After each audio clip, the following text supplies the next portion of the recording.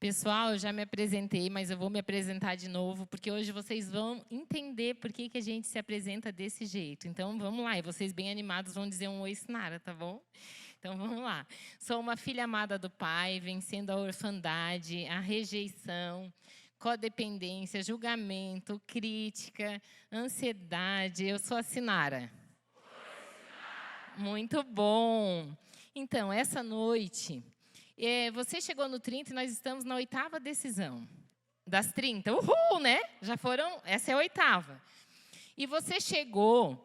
E assim, a gente chega no 30 e às vezes a gente tem uns testemunhos das pessoas que vêm para o 30 semanas e vão passando.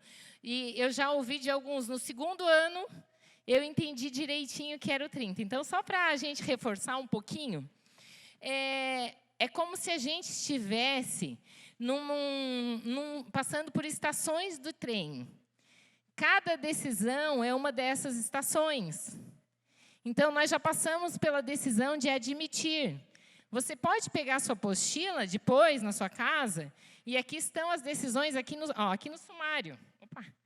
E aí, você pode conferir, admito que preciso restaurar meus relacionamentos, admito que preciso de um confidente, as pessoas estão procurando, né? Admito que passei pelos 3 estágios da negação. Admito que faço uso de compensações. Tudo começa no 30 semanas a partir do momento que você olha para você e admite. Admite tudo isso. Admite que você precisa de ajuda, admite que você tem problemas. Eu tenho falado que nós somos os corajosos. Porque todos nós, a não ser Jesus... Nós, humanos, seres humanos, mesmo cristãos, mesmo da NIB, de qualquer igreja, nós, buscando Jesus, nós somos imperfeitos.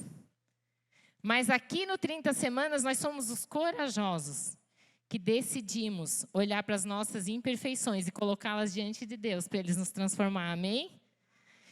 Então, sinta-se muito corajoso. Aí já fomos para a 2ª decisão, que é confiar. Confie em uma nova direção, renove sua confiança. E hoje, você pode abrir a sua apostila, nós estaremos na decisão confiar. Semana 8 de 30. Eu não estou dizendo a página, porque a minha é antiga e tem mais 2 apostilas, né? E você pode acompanhar aqui no 30 semanas sempre pelo seu material. Depois, se você quiser, você pode ler em casa. A gente recomenda sempre que você venha... e seja ministrado por aquilo que Deus quer ministrar. Vamos orar um instantinho? Baixe sua cabeça. Senhor, eis-me aqui, Paizinho. Usa a minha boca, usa a minha mente. Que não seja eu aqui com esse microfone falando aos corações, mas seja a mensagem do céu vinda de Ti, para cada vida que está aqui, Senhor.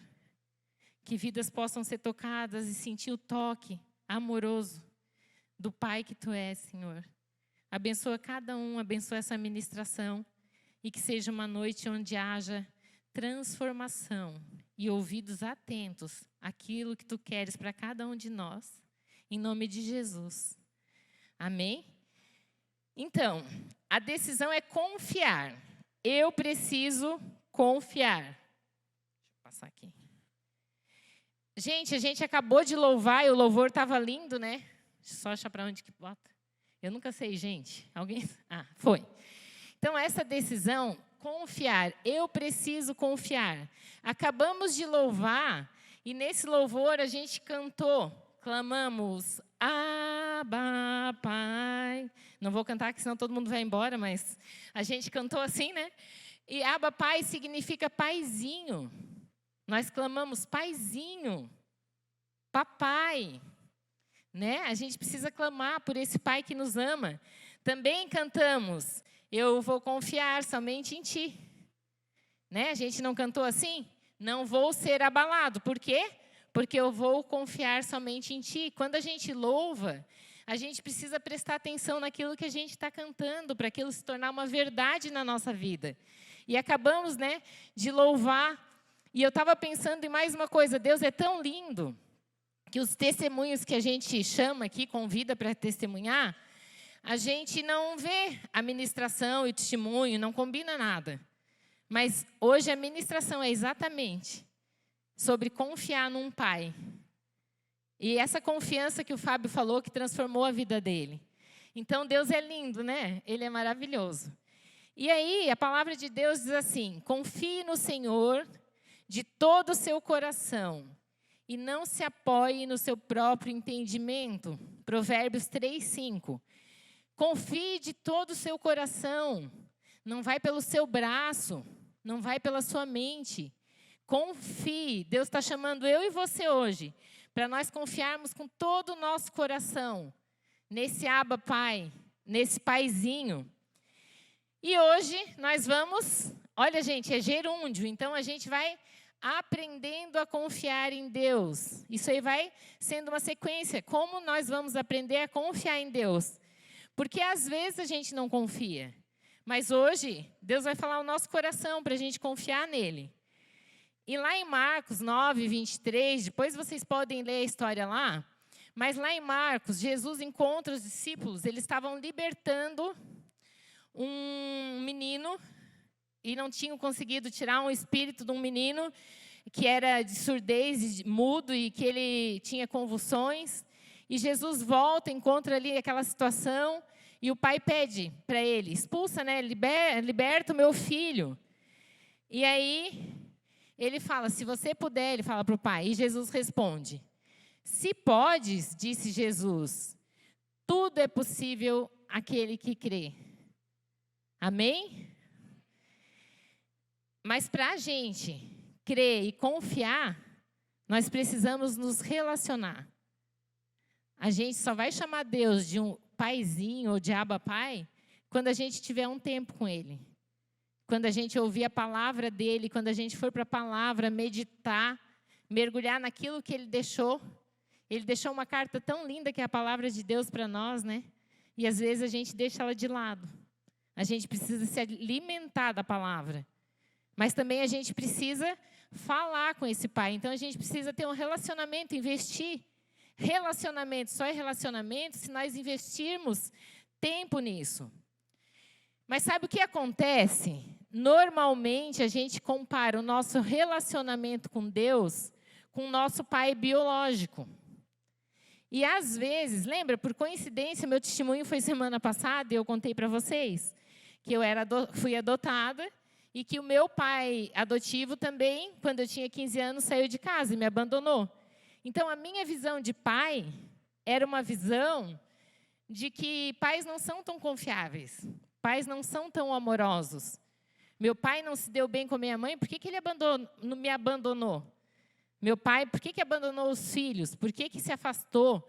Por que não foi um pai mais presente? E essa noção que eu tinha de um pai ausente, eu transferi para Deus.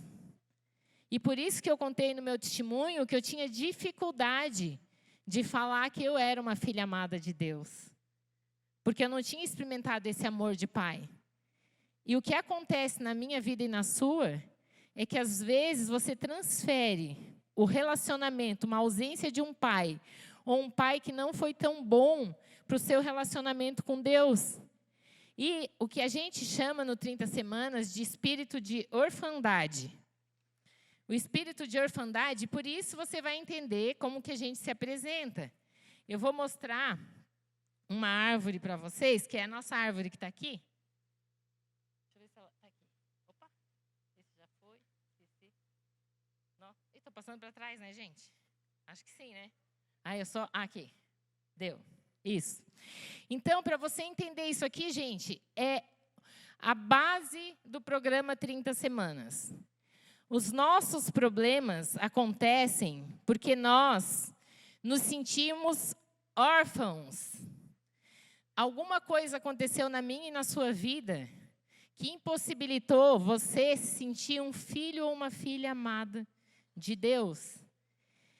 E por que isso acontece? Porque na nossa vida, alguém escolheu errado por nós, erraram conosco, nós erramos com alguém, escolhemos errado, ou passamos por algum traumas, ou por alguns abusos. Isso aqui a gente chama de bloqueadores, aqui ó, bloqueadores.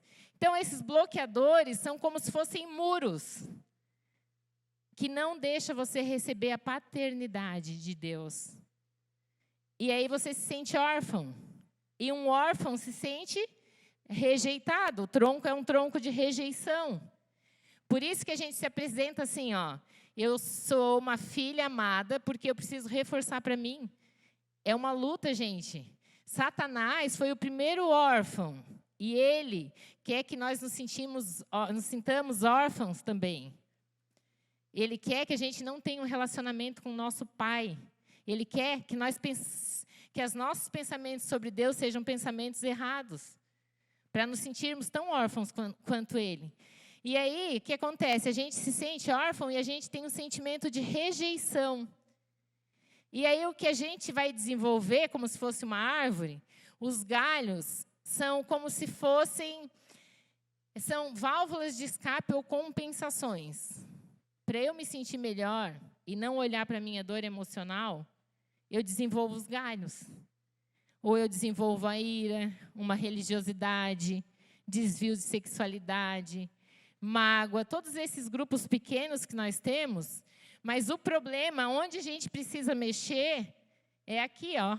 Essa raiz fedida, que fica escondida, e que Satanás quer vir sobre a minha e a sua vida, dizendo que nós não somos filhos amados, mas nós somos. O amor de Deus por cada um de nós é imutável.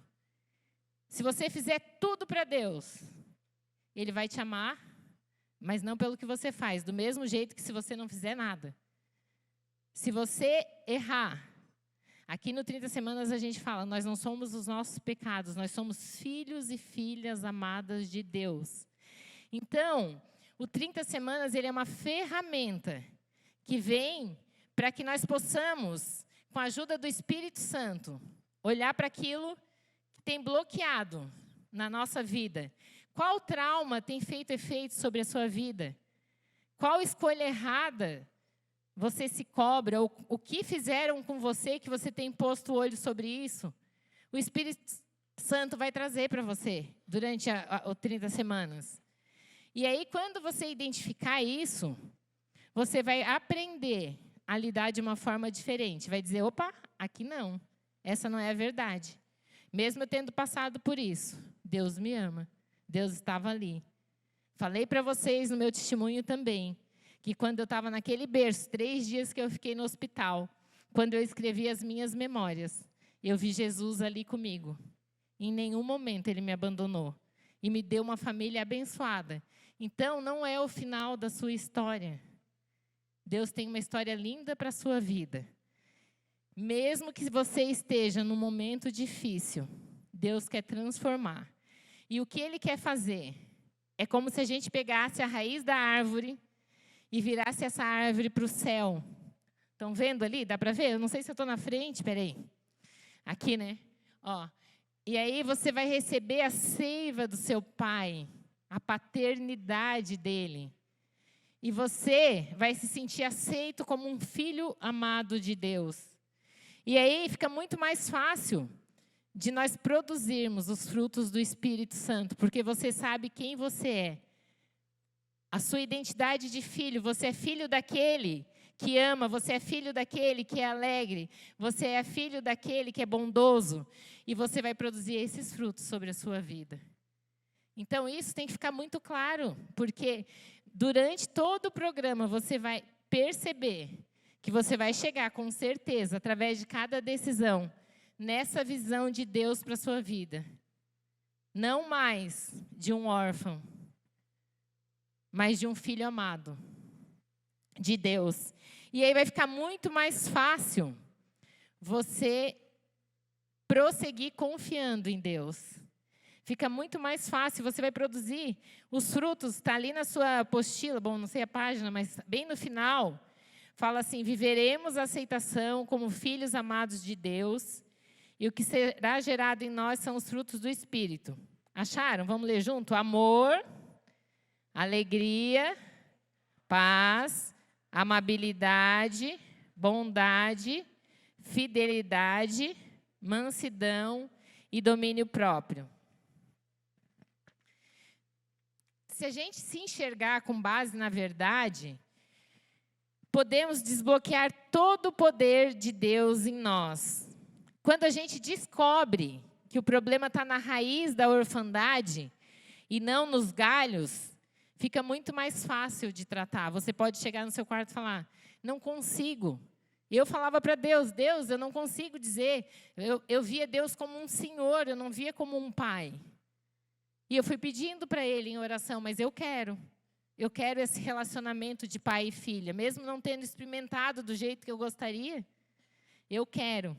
E Deus faz na nossa vida. Então, você vai sendo transformado.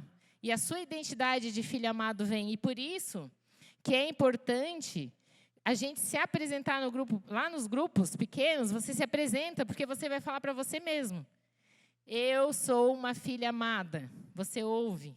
Eu sou um filho amado. E você vai acreditando. Vencendo o quê?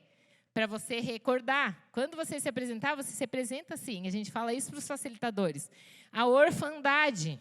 Lembra a raiz? E o que a raiz da orfandade dá? Rejeição. E quais os frutos por me sentir órfão e rejeitado eu tenho produzido? Daí você fala. Eu falei os meus, codependência, ansiedade.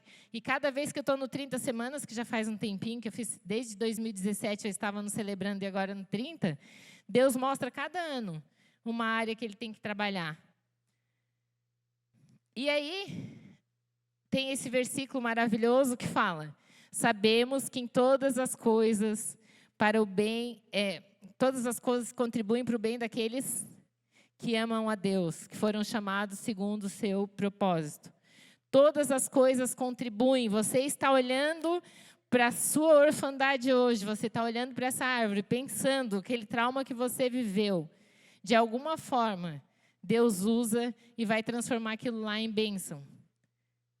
Vocês não têm noção, se eu pudesse trazer a família que Deus me deu, vocês se emocionariam. Gente, é um amor assim, quase um amor de Deus, essa família que me adotou por mim. É lindo, é algo que só veio mesmo de Jesus. E talvez o abandono, talvez os meus pais biológicos me rejeitarem, seja, né, um trauma, lógico, né, mas só que Deus faz muito mais do que a gente imagina. E se eles pudessem estar aqui, vocês veriam esse amor que eles têm por mim, que é um amor divino. E maior que esse, 1 João 3,1, veja como é grande o amor que o Pai nos concedeu, que fôssemos chamados filhos de Deus. Deus nos amou tanto que nos escolheu para filho. Mas sabe o que acontece? Você precisa confiar nessa paternidade. Você precisa confiar que Deus é seu pai. E para confiar, você vai precisar de fé e esperança. A esperança, gente, está aí na sua apostila. É linda essa frase. Abre as portas que o desespero fecha. E aí nós temos uma pergunta. Você tem dificuldade de confiar em Deus? Se você tem, está tudo bem. Eu contei para vocês, às vezes a gente precisa pedir para Ele. Eu não consigo, eu faço no meu braço. O Fábio deu testemunho aqui, né? Que ele estava... ele fazia do jeito que ele achava e que agora, quando ele achou outro trabalho, ele fez diferente. Então, você pode fazer diferente, mas está tudo bem. E aí, como que a gente vai fazer alguns passos que vão nos ajudar a desenvolver essa confiança em Deus? Primeiro confie no amor de Deus por você. Quando a gente fala que Jesus morreu por nós na cruz, a gente parece que é meio de todo mundo, né? Mas pensa assim, se só existisse você no mundo, Jesus teria morrido na cruz por você.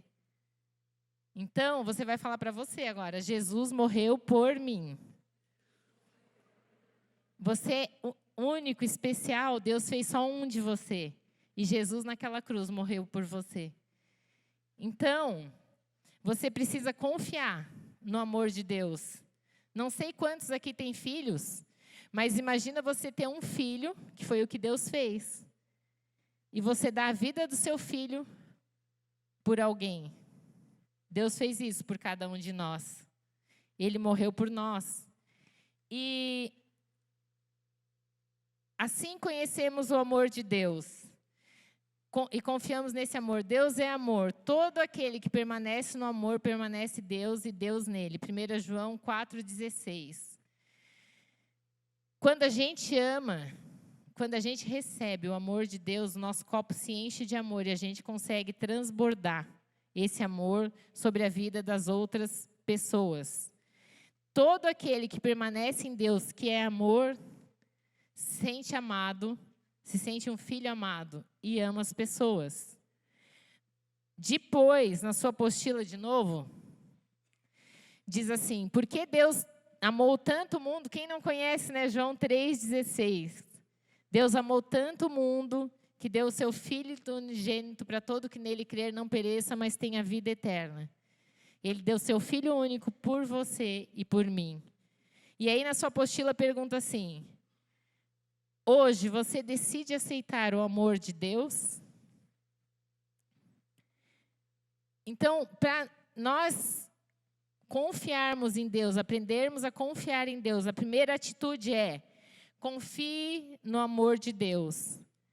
A segunda, confie que Jesus luta por você. Ele não precisava, ele podia ter desistido. Ele era o próprio Deus. Mas ele veio e sofreu como um ser humano, tudo aquilo que a gente sofre. Então, ele sabe o que a gente passa, ele sabe o que a gente sofre. Porque ele passou as nossas dores, todas as nossas dores. E ele vai batalhar por mim e por você. Jesus batalha por você. A solução de todos os nossos problemas está na presença de Jesus. Nós cremos que quem tem Jesus tem tudo.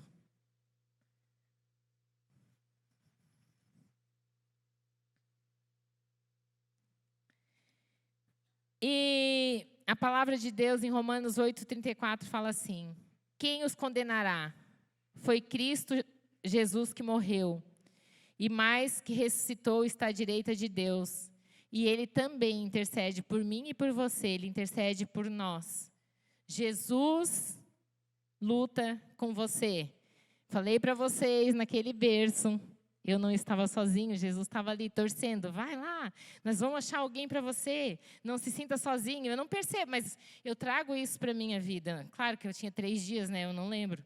Mas eu sei que Deus estava ali comigo, torcendo por mim, dizendo: eu estou junto, não vou largar sua mão, vou fazer muito mais que você imagina.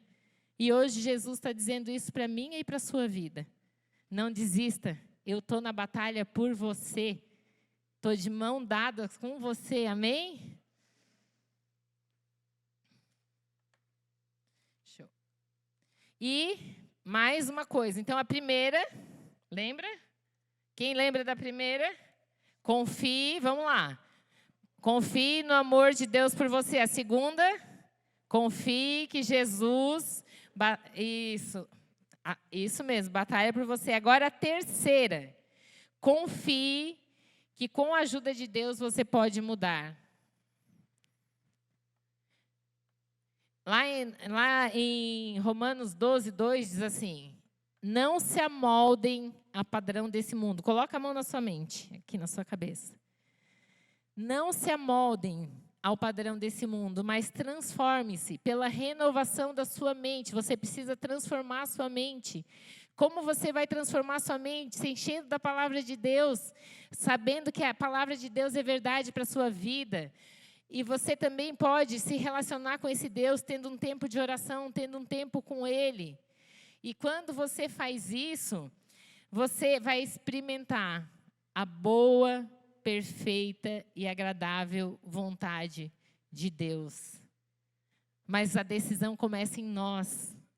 Nós precisamos dar o passo. Nós precisamos buscar esse Deus que nos ama, esse Abba Pai que a gente cantou, esse Pai que a gente clamou. Porque Deus tem bons planos. Pare de achar que você não é capaz de mudar. A gente fala no 30 Semanas sobre a síndrome de Gabriela, né? Eu nasci assim, eu sou assim. Se você chegou aqui achando que não pode mudar a partir de hoje, você vai crer que pode, porque não é na sua força, é na força de Jesus. Amém? Responda na sua apostila. Você acredita na sua mudança?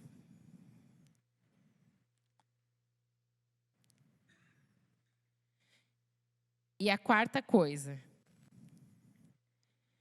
confie que nada pode separá-lo do amor de Deus, pois estou convencido de que nem morte, nem vida, nem anjos, nem demônios, nem o presente, nem o futuro, nem quaisquer poderes, nem altura, nem profundidade, nem qualquer outra coisa na criação será capaz de nos separar do amor de Deus que está em Cristo Jesus, nosso Senhor. Então, nada vai nos separar do amor de Deus. Deus escolheu eu e você. Nada que aconteceu na sua vida, nenhum erro que você cometeu. Estou sendo redundante, mas isso é importante ficar no seu coração. Nada vai separar você do amor de Deus. Mas nós temos um inimigo, Satanás, que vai vir com mentira sobre a sua mente, dizendo, não, você não é tão bom assim. Não, você não é tão boa assim. Não, Deus não te ama porque você aconteceu isso. E você vai lutar contra isso. Como? Enchendo a sua mente da palavra, da verdade. E quando você lê lá, que estou convencido, nada vai nos separar, por que é importante? Porque isso vai encher o seu coração e você vai começar a acreditar nas verdades de Deus. Mas se a gente não se relacionar, se a gente não separar um tempo de oração, se a gente não se encher da palavra, as verdades do inimigo vão vir sobre a nossa mente. Ou as verdades da nossa carne, que a gente não tem valor, que a gente não é tão bom assim. Mas nós somos, porque nós somos especiais. E Deus criou eu e você para um relacionamento. Ele podia ser sozinho, Deus não precisa de nós, né? Precisa? Não. Podia ficar vivendo sozinho, mas Ele amou tanto a gente que Ele nos criou para um relacionamento. Então, eu e você precisamos acreditar que esse amor de Deus é imutável e que nada nos separa. Mas a gente também precisa se relacionar com Ele.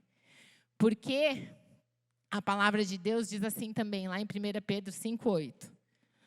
O diabo, o inimigo de vocês, anda ao redor como um leão, rugindo e procurando a quem possa devorar.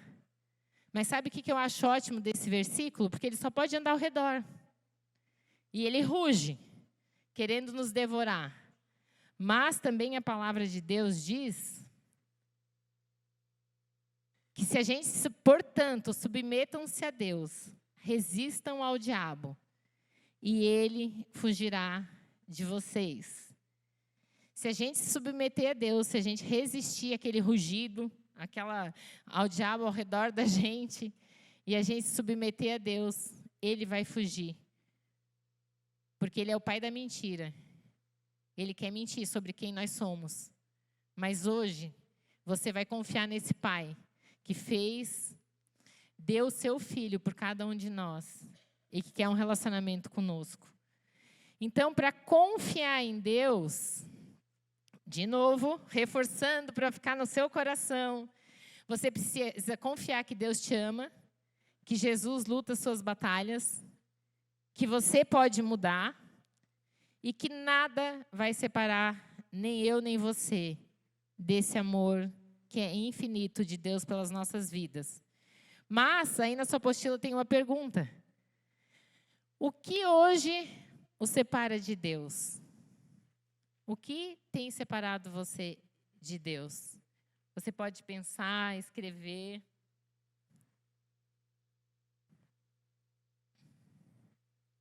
Responda aí na sua apostila.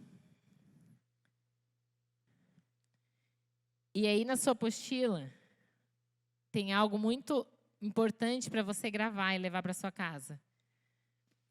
A sua decisão e a minha decisão de Deus ser nosso Pai depende muito mais de nós do que dele. A decisão é sua, de confiar e de viver como filho e filha amada do Pai. Depende muito mais de você, muito mais de mim, do que de Deus. E João 1, 12, 13 diz assim: aos que creram em seu nome, deu-lhes o direito de se tornarem filhos de Deus, os quais não nasceram por descendência natural, nem pela vontade da carne, nem pela vontade de algum homem, mas nasceram de Deus. Nós somos filhos de Deus. Quando a gente diz sim para Jesus, a palavra de Deus diz que o Espírito Santo vem morar em nós, que nos tornamos filhos. E isso muda tudo em nossa vida. Quando nós entendemos a verdade de quem nós somos, que nós somos escolhidos, que nós somos especiais, que Deus nos criou para ter um relacionamento, que Ele é o nosso Abba Pai, o nosso paizinho. Quando a gente confia e acredita nisso, a nossa vida é transformada. As coisas que precisam ser mudadas, a gente consegue mudar. E eu queria terminar hoje com vocês contando uma história, não sei se todos sabem, mas tinha uma criança que era muito levada, um menino muito levado. Ele matava passarinho, ele desobedecia os pais, ele fugia de casa e ele aprontava. Era uma criança que aprontava bastante, desobediente. E o pai pensou, como eu vou ensinar esse filho? E o pai falou para ele, filho, a gente vai fazer, ele já tinha disciplinado, já tinha conversado, não tinha resolvido. Falou, então nós vamos pegar uma tábua, bem linda, brilhosa, e pegou vários pregos e falou, cada vez nós vamos pregar que você for desobediente, a gente vai pregar esse prego nessa tábua. E aquela criança, era uma criança, foi com o pai. E o pai falou, hoje você jogou uma pedra num passarinho. 10 pregos, pregava um prego. Hoje a professora reclamou, 10 pregos. Hoje você desobedeceu a sua mãe, mais 15 pregos. E batia naquela tábua, pregava aqueles pregos. Hoje você gritou, mais pregos. E aí aquele menino foi ficando amuado, foi ficando depressivo, foi ficando triste. E o pai falou, mas agora eu vou ter que resolver isso de outro jeito. E aí o pai convidou ele e falou assim, mas agora a gente vai fazer diferente. Cada atitude que você tomar e você fizer algo legal, a gente vai remover esses pregos. E aí o menino começou a melhorar. Daí ele chegou, pai, tirei uma nota ótima, vamos tirar prego. Pai, hoje o marido chegava, a esposa, nossa, hoje ele foi super comportado. Vamos tirar o prego da tábua. E foram tirando os pregos da tábua. Mas, quando ele olhou para aquela tábua, a tábua tinha ficado toda deformada. Porque tinha sido batido nela, tinha pregado os pregos, e tirado os pregos, ela ficou toda marcada. E aquele menino cresceu, e assim como eu e você, que temos os nossos traumas, as nossas histórias, ele teve uma culpa. E ele cresceu com aquela culpa. Aquela tábua marcou a vida dele, aquela tábua toda deformada. E quando jovem, já grande, ele passa em frente a uma igreja e ele escuta um pastor pregando sobre Jesus. E ao passar ali, ele se sente atraído e entra naquela igreja. E ele ouve o pastor falar, ele morreu por mim e por você.